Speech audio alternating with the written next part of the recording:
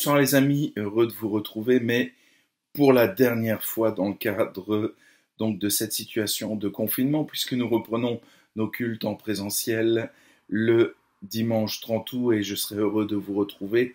En tout cas l'église et puis tous ceux qui veulent nous rejoindre, vous êtes les bienvenus pour recommencer à vivre nos cultes ensemble, en présentiel pour louer Dieu et puis écouter ce qu'il a à nous dire au travers de la parole. Alors, ce soir, c'est le dernier partage dans le cadre du confinement.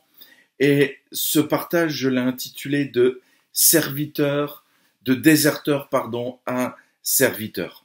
Dans la Bible, hormis Jésus, il y a de grandes figures humaines qui ont fait l'œuvre de nombreuses prédications. Pensons à Abraham, le père des croyants, à Joseph, celui qui a vécu la providence divine, à Moïse, celui qui a été appelé serviteur et qui est appelé aussi également l'homme le plus doux que la terre ait connu, à Josué qui a fait entrer le peuple d'Israël dans la terre promise, à Samson, le juge, à David, l'ami de Dieu, à Élie, le prophète qui a été enlevé, à Salomon, l'homme rempli de sagesse, qui a bien commencé et mal terminé, à Paul, serviteur de Dieu, apôtre des païens, à Pierre et j'en passe, évidemment. Cependant, il y a des personnages dans la Bible qui sont moins célèbres de par leur histoire et leur action qui n'attirent pas forcément les chrétiens. Parce que leur histoire est banale ou tout simplement parce qu'elle ressemble tellement à nos vies, tellement à nos histoires, tellement à nos parcours de chrétiens, tellement à nos parcours de disciples. Et leur histoire constitue un miroir. Leur histoire ressemble à un miroir qui nous renvoie à notre propre situation. Ce soir, j'aimerais vous parler d'un jeune homme qui a vraiment mal démarré sa vie en tant que disciple. Ce jeune homme, dans la Bible, plus exactement dans le Nouveau Testament va le présenter comme un déserteur. Et ce soir, j'aimerais vous parler de Marc. La première fois que l'on parle de Marc, c'est un moment crucial de la vie de Jésus. C'est au moment de son arrestation. Marc, qui a écrit l'Évangile, en fait, Marc va rédiger les mémoires de Pierre, ne va pas se nommer. Peut-être par pudeur, peut-être par humilité, mais en tout cas, pas fier du tout de son comportement. En tout cas, la tradition des pères de l'Église le reconnaît comme un disciple de Jésus, mais ne faisant pas partie des 12. Dans Marc 14, les versets 46 à 52, nous lisons « Alors ces gens mirent la main sur Jésus et l'arrêtèrent. Un de ceux qui étaient là tira l'épée, frappa le serviteur du grand prêtre et lui emporta l'oreille. Jésus prit la parole et leur dit « Vous êtes venus vous emparer de moi avec des épées et des bâtons, comme pour un brigand. J'étais tous les jours parmi vous enseignant dans le temple, et vous ne m'avez pas arrêté. Mais c'est afin que les Écritures soient accomplies. » Alors tous l'abandonnèrent et prirent la fuite.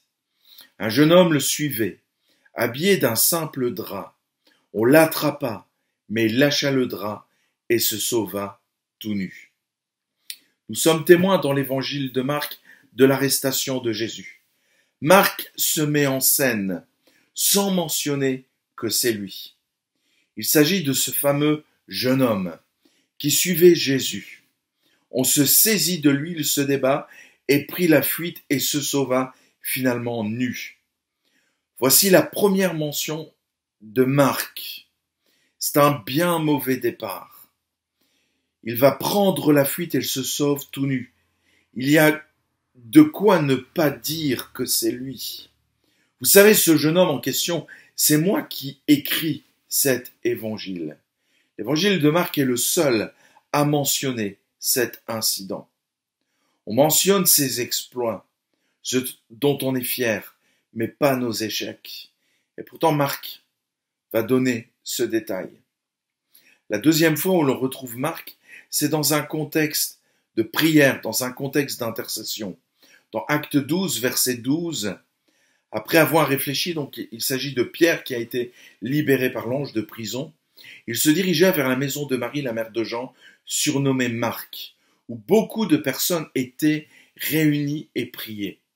Il frappa à la porte d'entrée et une servante appelée Rhôde s'approcha pour écouter. Ce détail dans l'histoire est important pour l'identité de Marc, car il nous permet de l'identifier dans la suite des actes, mais aussi l'importance de ses racines. Nos racines sont tellement importantes, mes amis. On découvre que sa mère a ouvert sa maison pour accueillir des disciples pour intercéder. Sa maison était connue pour cela, puisque Pierre s'y dirige après avoir été libéré. Ce n'est pas une anecdote, ce n'est pas du tout anecdotique. Marc a baigné dans une demeure où la spiritualité avait de l'importance et cela se voyait.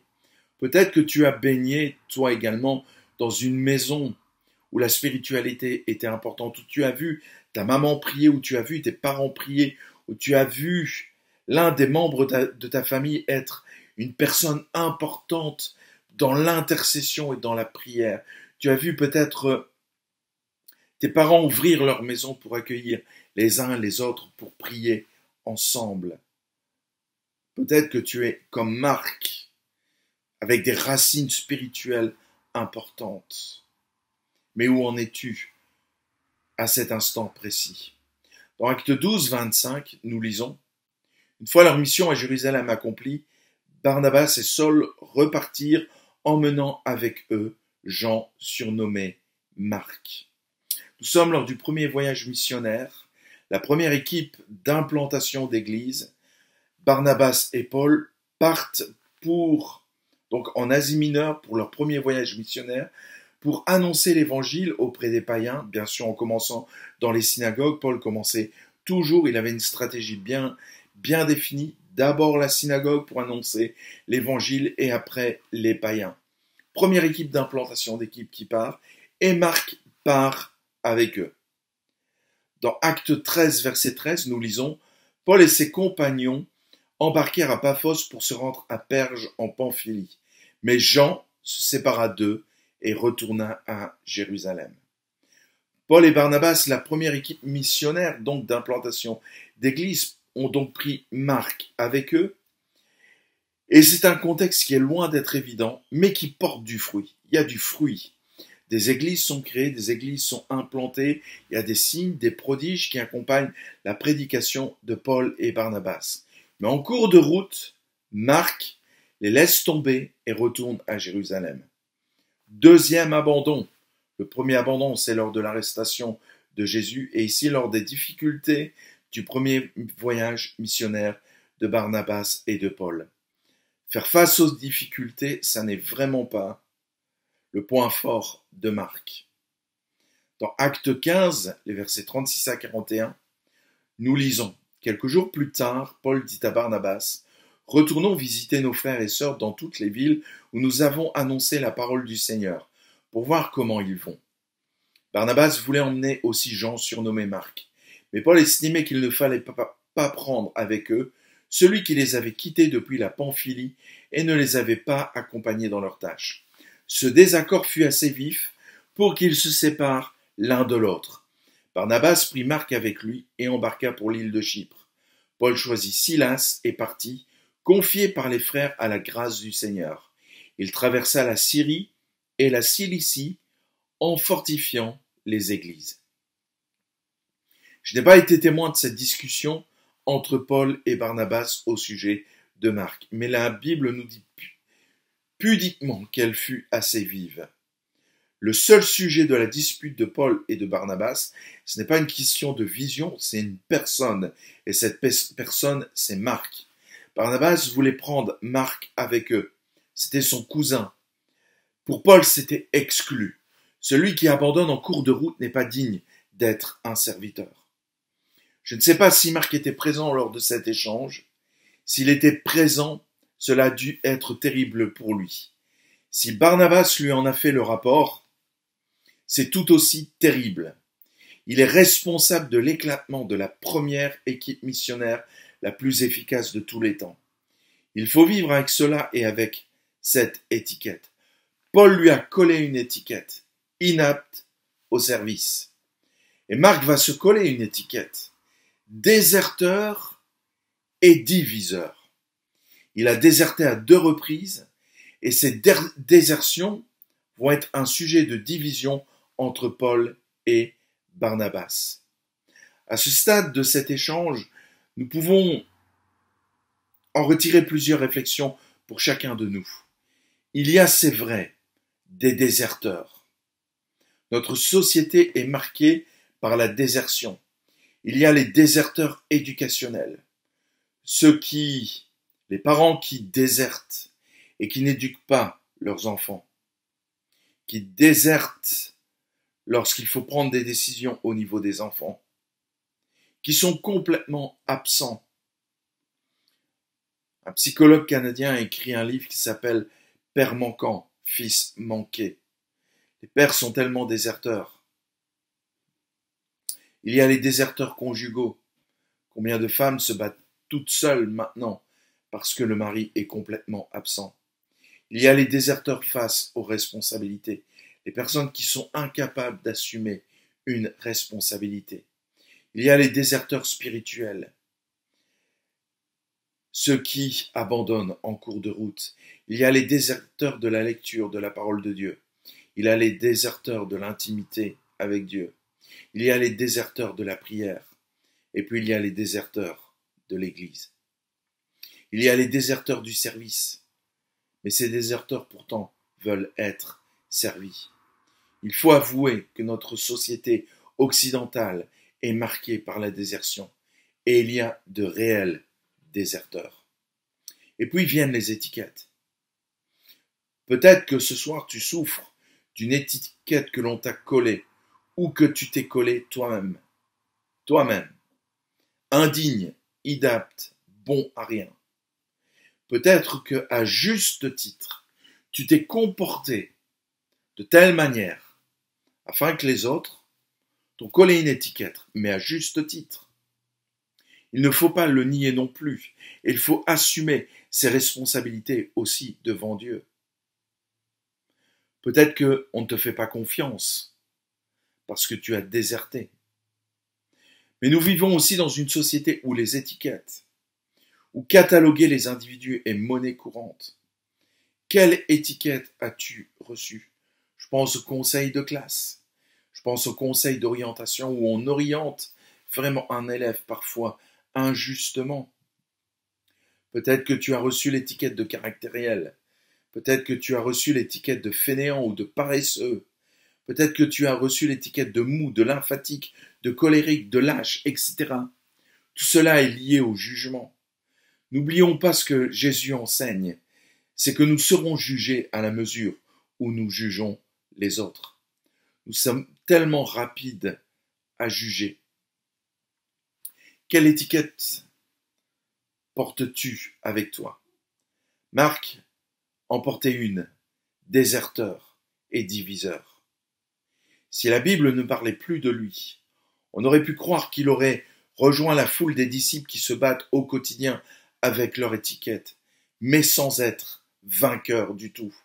La foule des frustrés, où finalement la vie de l'évangile, c'est pour les autres et pas pour eux. Il aurait pu sombrer dans le désespoir, s'apitoyer sur son sort, comme beaucoup le font dans les églises. Combien de personnes disent « Mais pasteur, vous ne nous confiez rien, pasteur, j'aimerais faire ci, pasteur, j'aimerais faire là. » Mais il semble que les portes restent fermées par rapport au service. Pose-toi la question, pourquoi les portes restent fermées? Es-tu une personne de confiance ou as-tu trop souvent déserté? Il aurait pu sombrer dans le désespoir. L'histoire de Marc nous montre que c'est possible d'arracher avec Dieu et heureusement les étiquettes et de vivre vraiment en disciple de Jésus. L'histoire de Marc nous enseigne que c'est possible d'en sortir.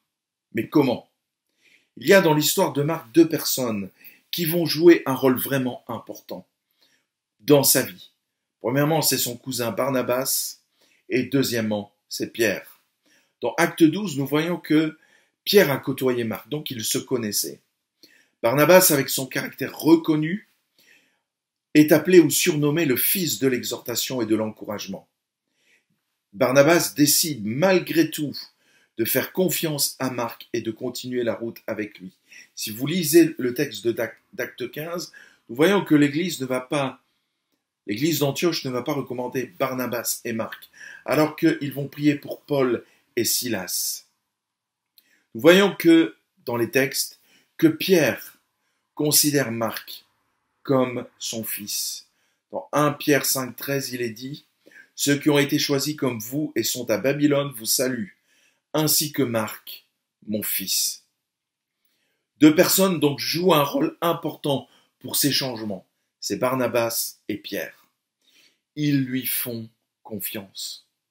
Le changement dans nos vies se fait aussi grâce aux autres. Pas simplement soi, mais grâce aux autres, à l'aide des autres. Si certains nous ont collé des étiquettes, d'autres ont le pouvoir de les enlever. Si nous nous sommes mis des étiquettes, d'autres ont le pouvoir de les enlever. Le changement dans nos vies s'opère aussi par le travail des autres dans nos vies. Si certains disent « c'est fini », le vrai disciple de Jésus dit « non », car tu es un enfant de Dieu et tu es créé à l'image de Dieu.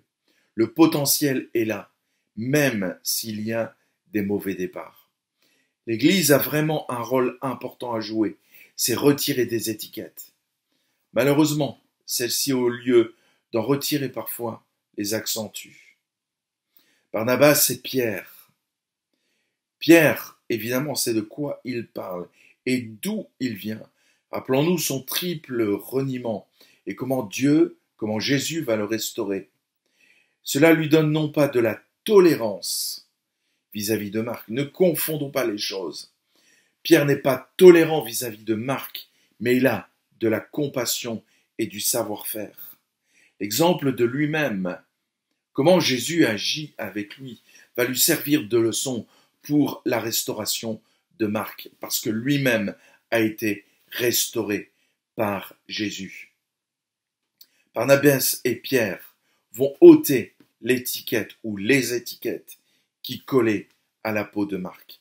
La trajectoire de la vie de Marc va être complètement renversée. On passe de l'échec à la réussite à un tel point qu'il redevient un compagnon de route de Paul. Dans Colossiens 4,10, il est dit « Aristarque, mon compagnon de détention, vous salue, ainsi que Marc, le cousin de Barnabas, au sujet duquel vous avez reçu des instructions. S'il vient chez vous, faites-lui bon accueil. » Dans 2 Timothée 4,11, « Luc seul est avec moi. Prends Marc et amène-le avec toi, car il m'est utile pour le ministère. » Et dans Philémon 24, « Épaphras, mon compagnon de détention en Jésus-Christ, te salue, ainsi que Marc, Aristarque, Démas et Luc, mes collaborateurs. » On voit que Marc est redevenu un compagnon de route de Paul, un collaborateur de Paul, en qui Paul maintenant a entièrement confiance. Quel changement! Il est passé de déserteur à serviteur. Comment? Parce que sur sa route, il a trouvé des hommes qui ont su lui faire confiance. J'aimerais ce soir nous inviter tous, en tant qu'Église de Colfontaine et ceux qui nous écoutaient, à être des hommes ou des femmes qui savent faire confiance et qui vont permettre à des jeunes hommes, des jeunes filles, des hommes, des filles, des enfants à changer leur trajectoire. Bien sûr, Marc va devoir faire sa part des choses. Bien sûr, Marc va devoir apprendre le pardon inconditionnel de Dieu ainsi que de son amour. Bien sûr, Marc va devoir faire un travail sur lui-même malgré l'éducation qu'il a reçue. Marc a besoin d'une révélation. Marc a dû aussi assumer, reconnaître qu'il était déserteur, qu'il était lâche, qu'il manquait de courage. Il a dû assumer, mais il a changé de cap. Le fait de se savoir pardonner et aimer amène Marc à changer aussi d'attitude. Barnabas et Pierre ne lui ont pas simplement transmis le pardon et l'amour de Dieu. Ils lui ont transmis aussi une façon de servir et d'être avec Jésus, c'est-à-dire serviteur. Marc ne s'est pas contenté de regarder les modèles, il a mis en pratique, il s'est remis en question, et cela a fait toute la différence. Marc a eu des modèles, Barnabas, Pierre, Paul. Il s'est remis en question, et ces hommes qui lui ont fait confiance, avec cette remise en question, en collaboration, en synergie, ont permis à Marc de redevenir ce serviteur en qui on avait pleinement confiance. Il est redevenu le compagnon de route de Paul, en qui Paul avait pleinement confiance. Alors à la fin de cette période de confinement, en tout cas où nous allons reprendre nos cultes en présentiel, j'aimerais te poser une question ce soir. Qui es-tu? Qui es-tu vraiment? Es-tu un déserteur ou un serviteur? Combien de fois je rencontre des chrétiens déserteurs? Et pourtant on leur fait confiance, pourtant on leur montre que le potentiel est là. On met en place on essaie de mettre en place toute une infrastructure où ils vont servir Dieu.